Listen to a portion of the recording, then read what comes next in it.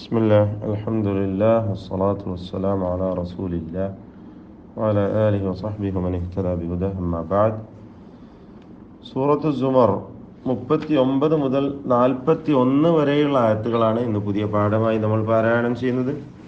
ഈ ആയത്തുകളിൽ പ്രധാനമായും നാം അറിയേണ്ട തജ്വീദ് വശങ്ങൾ മനസ്സിലാക്കാം. ഖുൽ യാ ഖൗമി ഖുൽ യാ ഖൗമി അഅമലൂ, അവിടെ ഖാഫുകളെ ശ്രദ്ധിക്കുക. ഖുൽ എന്ന് പറയുമ്പോൾ മദ്മൂമായ ഖാഫ് തഫ്ഖീം നിസ്ബി കൊടുക്കണം. യാ ഖൗമി, ആ ഖാഫിന് പൂർണ്ണമായ തഫ്ഖീം കൊടുക്കണം.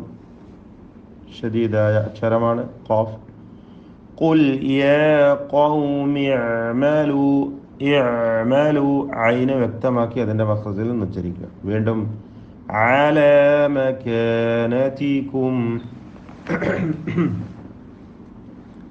മകാനതികും സുക്കൂൻ നൽകപ്പെട്ട മീമിന് ഇൽഹാർ ഷഫവി നൽകി മണിക്കാതെ വെളിവാക്കുക.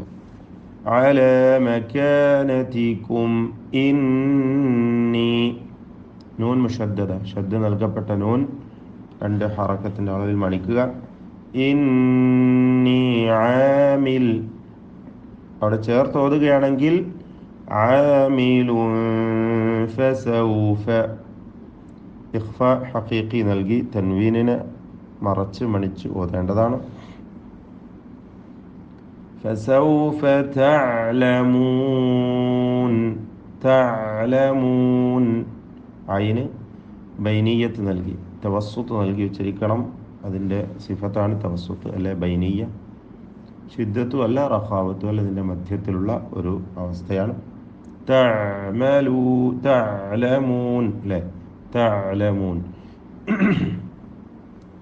മൻ യഅതീഹി അദാബുൻ യുഖ്സീഹി, മൻ യഅതീഹി സാക്കിനത്തായ നൂനിനെ യായിലേക്ക് ലയിപ്പിച്ച് മണിക്കണം. ഇദ്ഗാം ബിഗുന്ന നാഖിസ്, ഭാഗികമായി ലയിപ്പിച്ച് മണിക്കുക.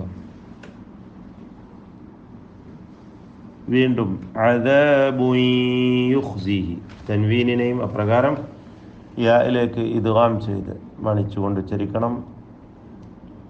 യുഖ്സീഹി ഖാഇന് തഫ്ഖീം നിസ്ബി കൊടുക്കുക. യുഖ്സീഹി വയഹില്ലു അലൈഹി, വയഹില്ലു അലൈഹി അദാബും മുഖീം.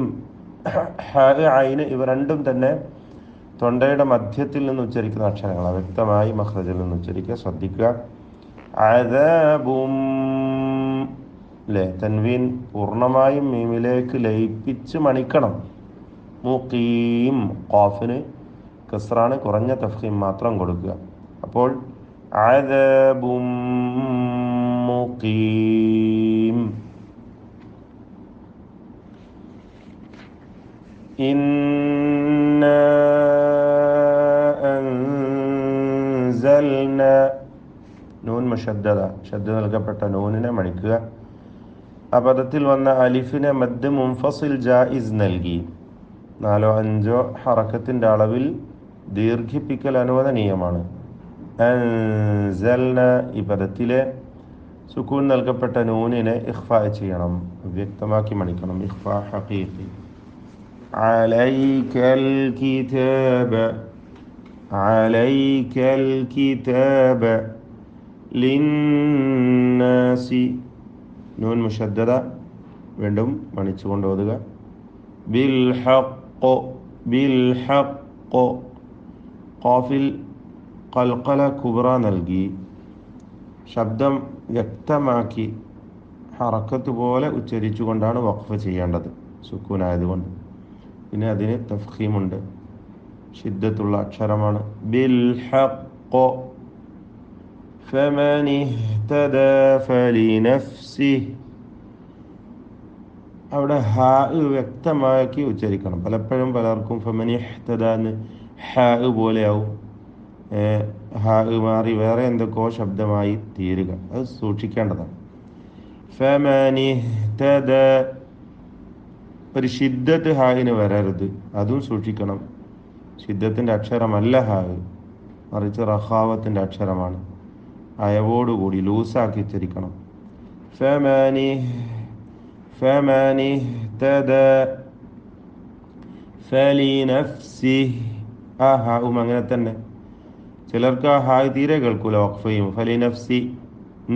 ഫലിനഫ്സി എന്നേ കേൾക്കുള്ളൂ. ഫലിനഫ്സിഹി വമൻ ضل. ഇവിടെ സുക്കൂൻ നൽകപ്പെട്ട നൂനിനെ ദ്വാദിന് മുമ്പിൽ മണിച്ച് ഓതണം, ഇഖ്ഫാ ചെയ്യണം. മണിക്കലിൽ തഫ്ഖീം വേണം. ഗുന്ന മുഫഖമ നൽകി. വമൻ ضل ضل فإنما നൂൻ മുഷദ്ദദ ഷദ്ദ നൽകപ്പെട്ട നൂനിനെ മണിക്കുക.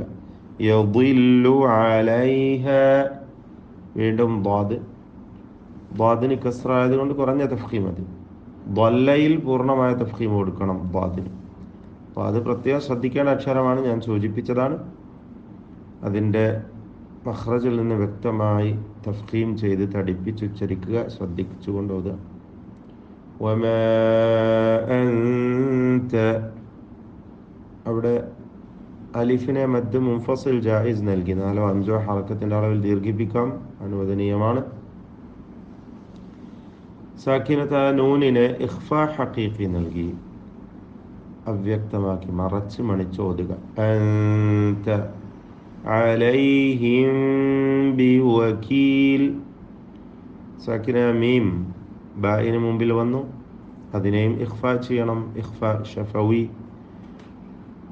മറച്ച് മണിച്ചോതുക എന്നതാണ്.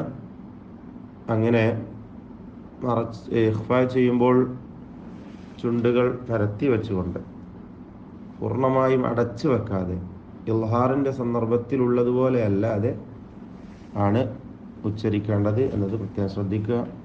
നേരത്തെ നമ്മൾ മനസ്സിലാക്കിയതാണ്. അലൈഹിം ബിവകീൽ. ബാറക്കല്ലാഹു ഫീക്കും. അഊദു ബില്ലാഹി മിനശ് ശൈത്വാനിർ റജീം. قل يا قوم اعملوا على مكانتكم إني عامل فسوف تعلمون من يأتيه عذاب يخزيه ويحل عليه عذاب مقيم. إنا أنزلنا عليك الكتاب للناس بالحق فمن اهتدى فلنفسه ومن ضل فإنما يضل عليها وما أنت عليهم بوكيل. بسم الله الحمد لله والصلاة